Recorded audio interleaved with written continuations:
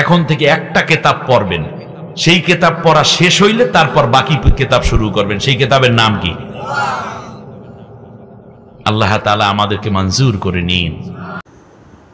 আউযু বিল্লাহি মিনাশ শাইতানির রাজিম। বিসমিল্লাহির রহমানির রহিম। সূরা আল ইমরান, ইমরানের পরিবারের থেকে, এই সূরার 61 আয়াত থেকে। অতঃপর তোমার নিকট সত্য সংবাদ এসে যাওয়ার পর যদি এই কাহিনী সম্পর্কে তোমার সাথে কেউ বিবাদ করে, তাহলে বলো, এসো আমরা ডেকে নেই আমাদের পুত্রদের এবং তোমাদের পুত্রদের, এবং আমাদের স্ত্রীদের এবং তোমাদের স্ত্রীদের, এবং আমাদের নিজেদের এবং তোমাদের নিজেদের, আর তারপর চলো আমরা সবাই মিলে প্রার্থনা করি এবং তাদের প্রতি আল্লাহর অভিসম্পাত করি যারা মিথ্যাবাদী। নিঃসন্দেহে এটাই হলো সত্য ভাষণ, আর এক আল্লাহ ছাড়া অন্য কোনো ইলাহ নেই, আর আল্লাহ তিনিই হলেন মহাপরাক্রমশালী, প্রজ্ঞাময়। তারপর যদি তারা গ্রহণ না করে, তাহলে প্রমাদ সৃষ্টিকারীদেরকে আল্লাহ জানেন।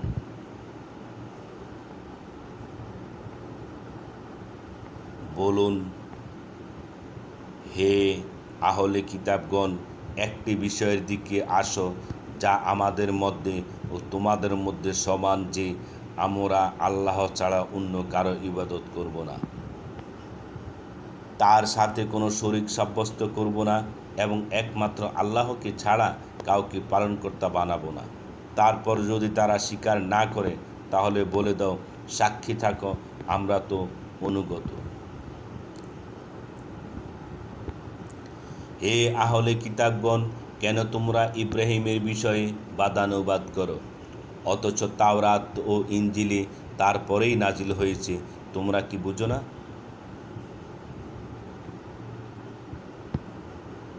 শোনো, ইতিপূর্বে তোমরা যে বিষয়ে কিছু জানতে, তাই নিয়ে বিবাদ করতে। এখন আবার যে বিষয়ে তোমরা কিছুই জানো না, সে বিষয়ে কেন বিবাদ করছো?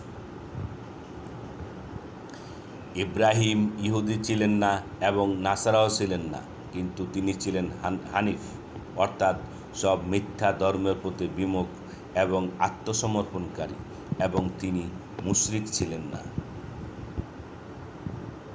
মানুষের মধ্যে যারা ইব্রাহিমের অনুসরণ করেছিলেন, তারা আর এই নবী এবং যারা এই নবীর প্রতি ঈমান এনেছে, তারা ইব্রাহিমের ঘনিষ্ঠতম, আর আল্লাহ হচ্ছেন মুমিনদের বন্ধু।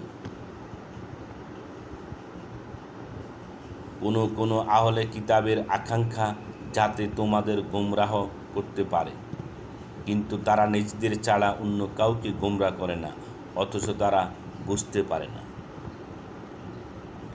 হে আহলে কিতাবগণ, কেন তোমরা আল্লাহর কালামকে অস্বীকার করো, অথচ তোমরাই তার প্রবক্তা?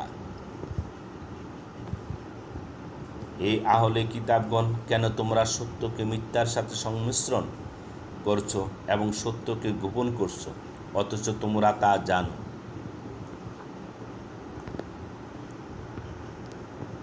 আর আহলে কিতাবগণের একদল বলল, মুসলমানগণের উপর যা কিছু অবতীর্ণ হয়েছে তাকে দিনের প্রথম ভাগে মেনে নাও, আর দিনের শেষ ভাগে অস্বীকার করো, হয়তো তারা মুখ ফিরিয়ে নিতে পারে। যারা তোমাদের ধর্মমতে চলবে, তাদের ছাড়া আর কাউকে বিশ্বাস করবে না।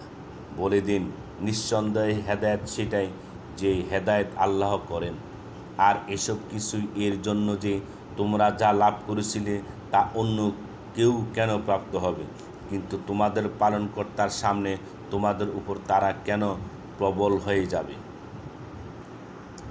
বলে দিন, মর্যাদা আল্লাহরই হাতে, তিনি যাকে ইচ্ছা দান করেন, এবং আল্লাহ প্রাচুর্যময় ও সর্বজ্ঞ। তিনি যাকে ইচ্ছা নিজের বিশেষ অনুগ্রহ দান করেন, আর আল্লাহ মহা অনুগ্রহশীল।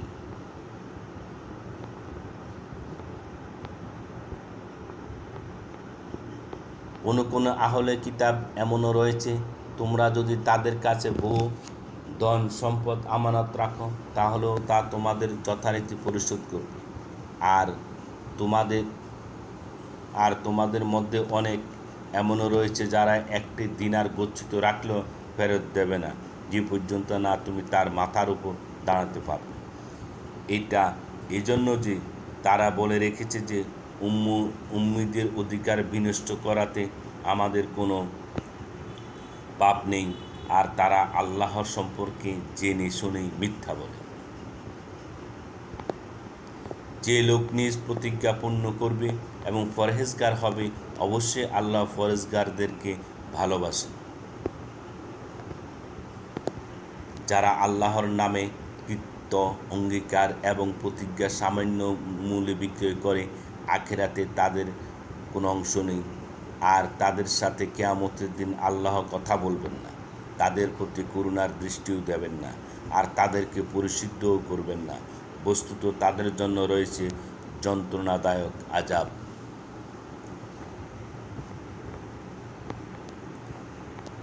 আর তাদের মধ্যে একদল রয়েছে যারা বিকৃত উচ্চারণের মুখে বাকিয়ে কিতাব পাঠ করে, যাতে তোমরা মনে করো যে তার কিতাব থেকেই পাঠ করছে, অথচ তারা যা আবৃত্তি করছে তা আদৌ কিতাব নয়।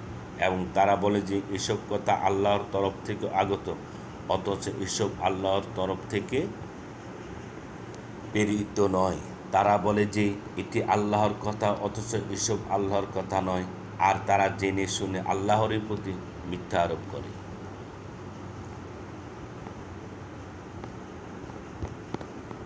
কোনো মানুষকে আল্লাহ কিতাব, হিকমত ও নবুয়ত দান করার পর সে বলবে যে তোমরা আল্লাহকে পরিহার করে আমার বান্দা হয়ে যাও, এটা সম্ভব নয়। বরং তারা বলবে তোমরা আল্লাহওয়ালা হয়ে যাও, যেমন তোমরা কিতাব শিখাতে এবং যেমন তোমরা নিজেরাও পড়তে।